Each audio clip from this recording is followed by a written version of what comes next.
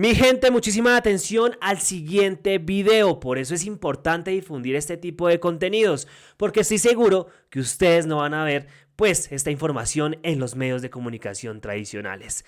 Les cuento que después de 27 años de la lamentable masacre de El Aro en el municipio de Ituango, Antioquia, que tuvo lugar por allá en el año 1997, un presidente, por primera vez en la historia, pues visita el corregimiento, entrega tierras, hace compromisos y genera anuncios. Es el caso del presidente Gustavo Petro.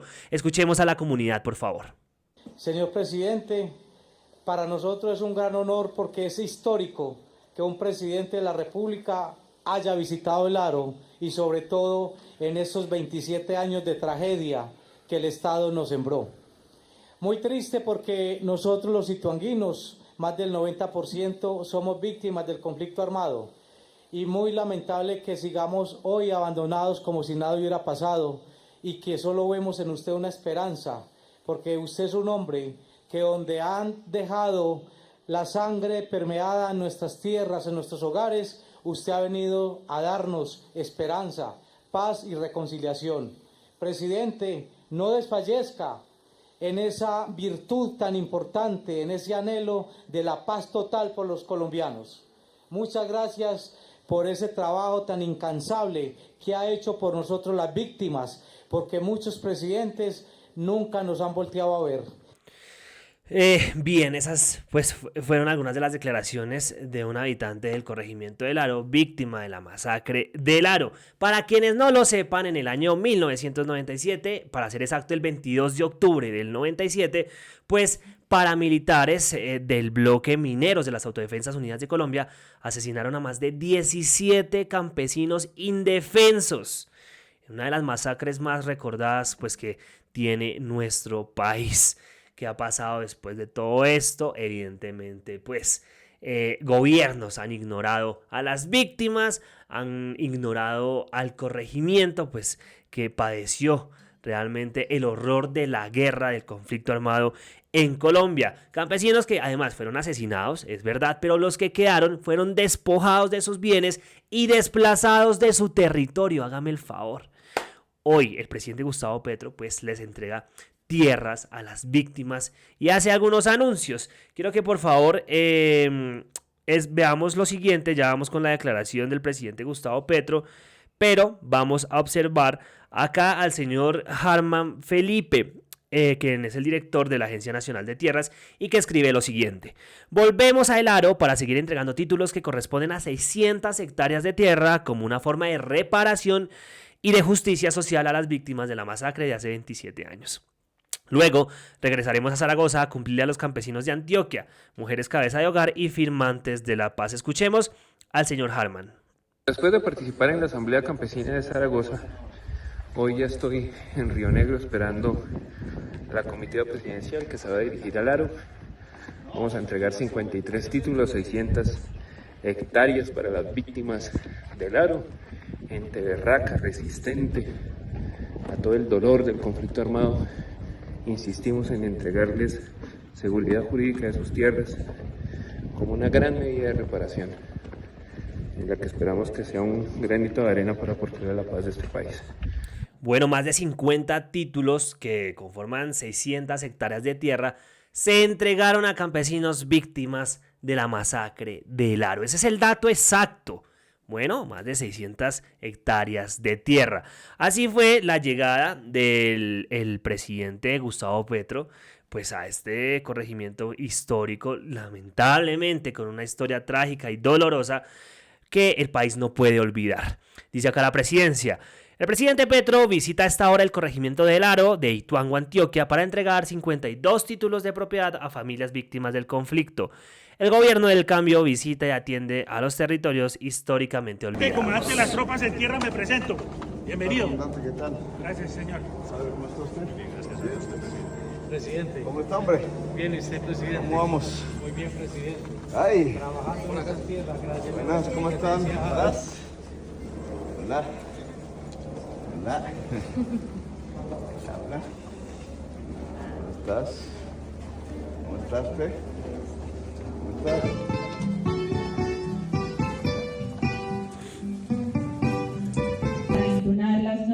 del himno nacional de la República de Colombia. Bueno, ahí vimos la llegada del presidente Gustavo Petro, para que después no digan que todo esto es mentira, que fue con inteligencia artificial, que Petro nunca estuvo ahí. Pues hizo presencia el jefe de Estado y estábamos viendo también a lo último de esta pieza audiovisual los campesinos, ahí los estamos viendo, con sus títulos de tierra muy merecidos.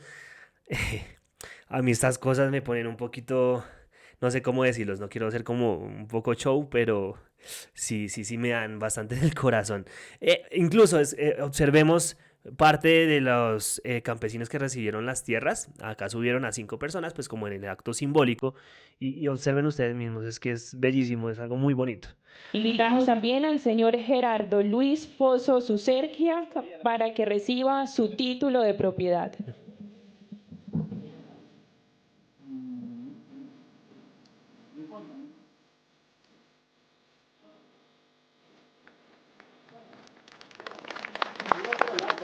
Que se sienta ese aplauso fuerte para don Gerardo, que después de tantos años por fin es propietario de su tierra.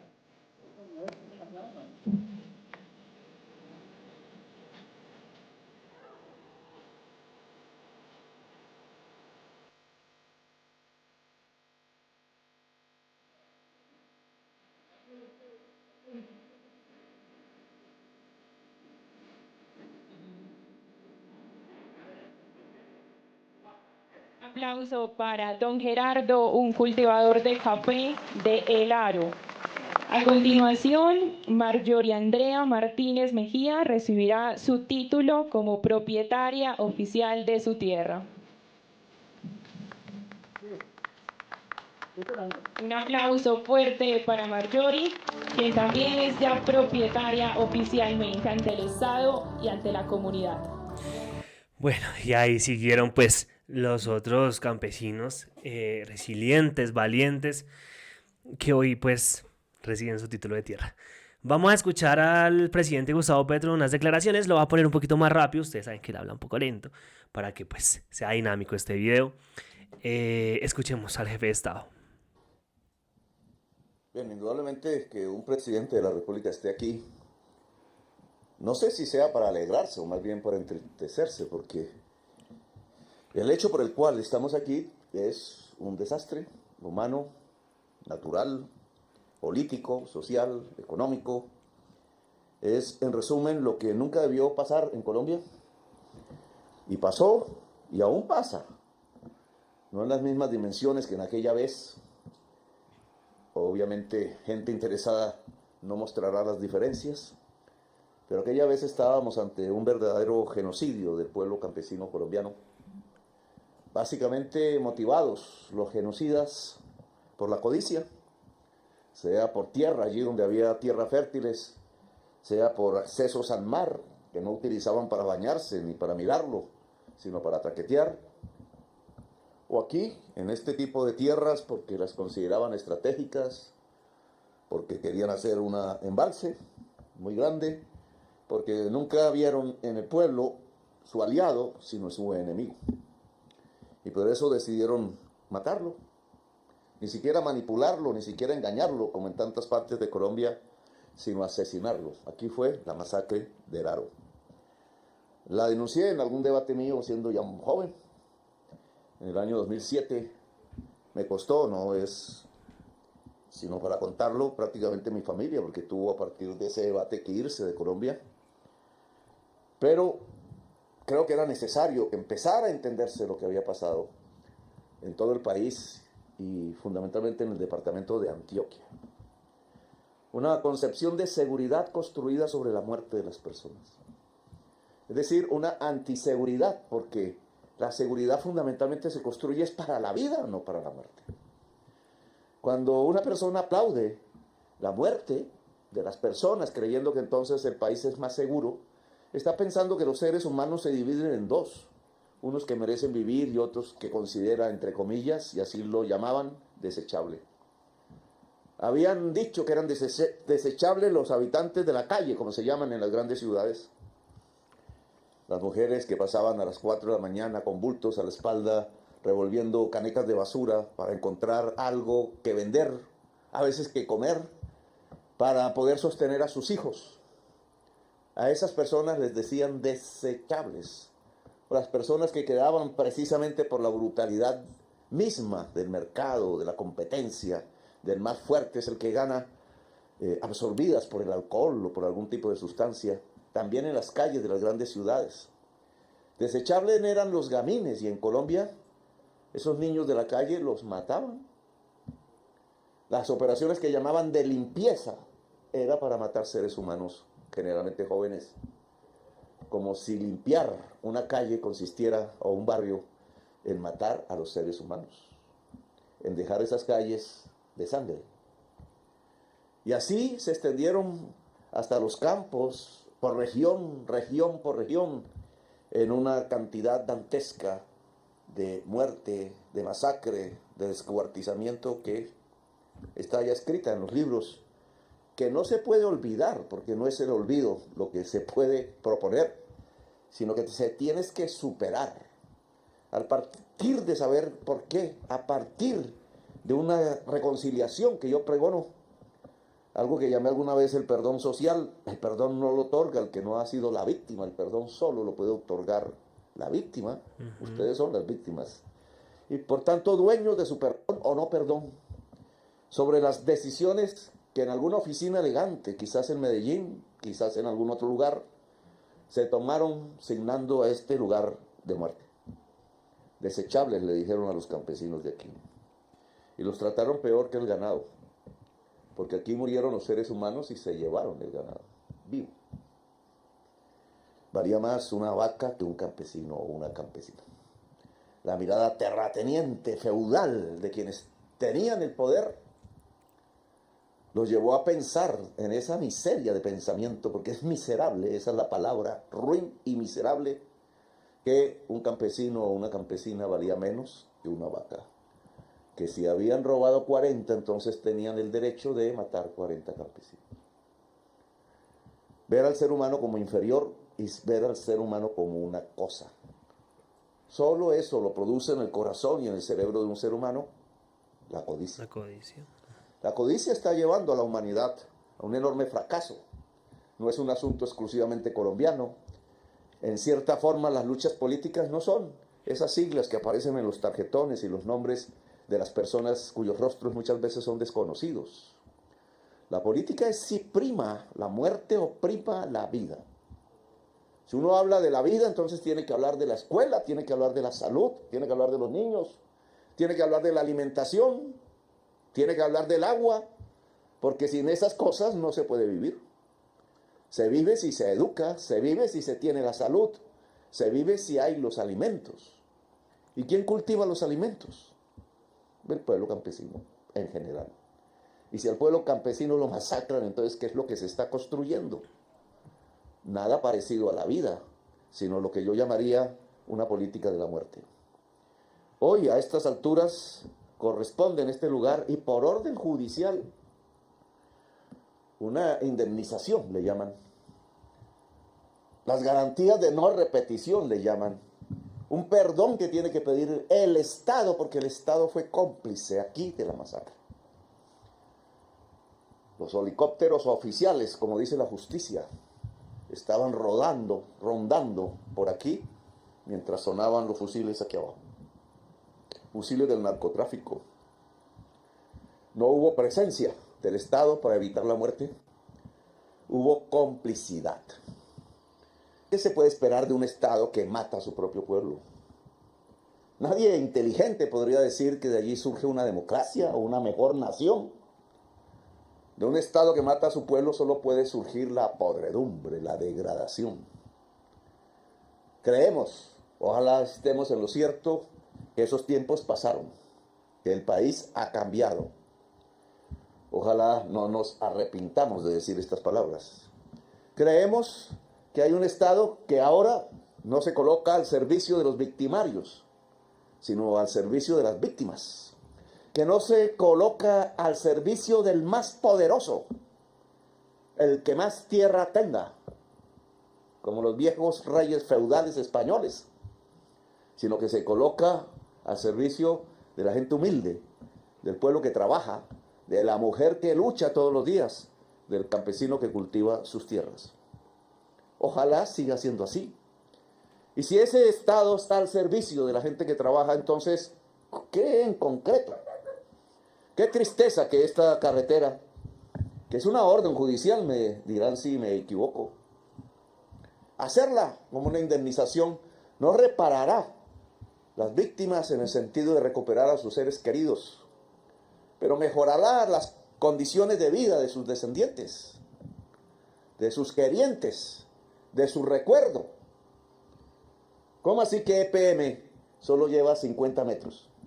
Tuvo todo el dinero para hacer el embalse de Ituango y Hidroituango y no tiene un peso para hacer 1 kilómetro de la vía que llega al corregimiento del Aro. Eso se llama justicia. ¿Qué puede haber en la lógica que lleva en el departamento de Antioquia a pensar que esos bloques de cemento que hacen Hidroituango puedan ser una prioridad por encima de la vida de su propia población campesina, a la cual masacraron? Quizás porque estaba cerca de Ituango, porque necesitaban tierra para eso, porque necesitaban tranquilidad para hacer los grandes negocios, pero nunca se les ocurrió pensar que al lado de esos grandes negocios había unas vidas que ayudar, que rescatar. Yo le preguntaría al alcalde de Medellín, ¿por qué se han demorado en hacer la carretera al Aro y solo llevan 50 metros? ¿Es que van a victimizar otra vez la población del Aro?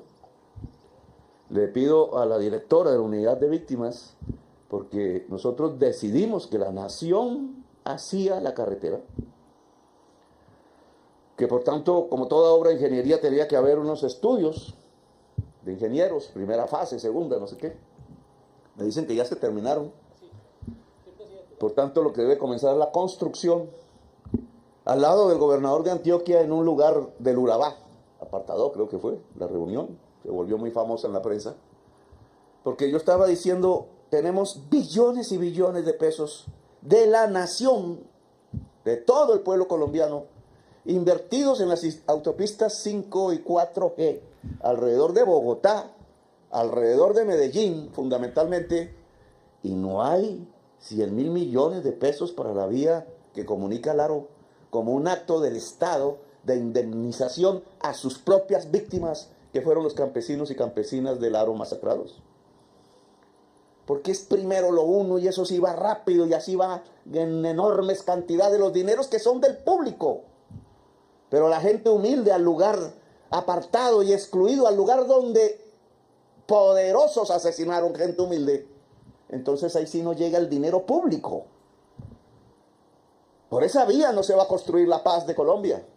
Por esa vía no se puede hacer un acuerdo nacional. Un acuerdo nacional no es para hacer lo mismo, sino para cambiar las cosas de tal manera que se pueda construir un mejor país, un país más equitativo. Es que es por esto que somos la sociedad más desigual del mundo. Y al ser la sociedad más desigual del mundo, pues nos vuelven la sociedad más violenta de la existencia. Bueno, esas fueron parte de las declaraciones del presidente Gustavo Petro, quien dio la orden de, evidentemente, como estaba mencionando, pues ejecutar y realizar la obra de infraestructura para la vía que comunica al corregimiento, pues, del Aro en el municipio de Ituango, Antioquia. Una vía de acceso al corregimiento. Dice que ya están las fases, entonces ahora vamos a esperar la ejecución. También habló de la obra del acueducto en el corregimiento, porque no tienen acueducto. Es que si ven, ay, Dios mío. Y bueno, ya con la entrega de tierras y herramientas, evidentemente, para que los campesinos pues puedan sacar su producto, puedan seguir trabajando en su tierra pues que ahora con esta acción de la Agencia Nacional de Tierras es completamente de ellos, de los campesinos que pues son beneficiarios de estas políticas que ha venido implementando el gobierno del presidente Gustavo Petro. Esto fue lo que sucedió y bueno, creo que es algo histórico. Muchas gracias, se los quería contar, se los quería mostrar y que ustedes mismos observaran que sí es una realidad. Nos vemos en una próxima entrega. Gracias por comentar, por difundir, por suscribirse si están en YouTube.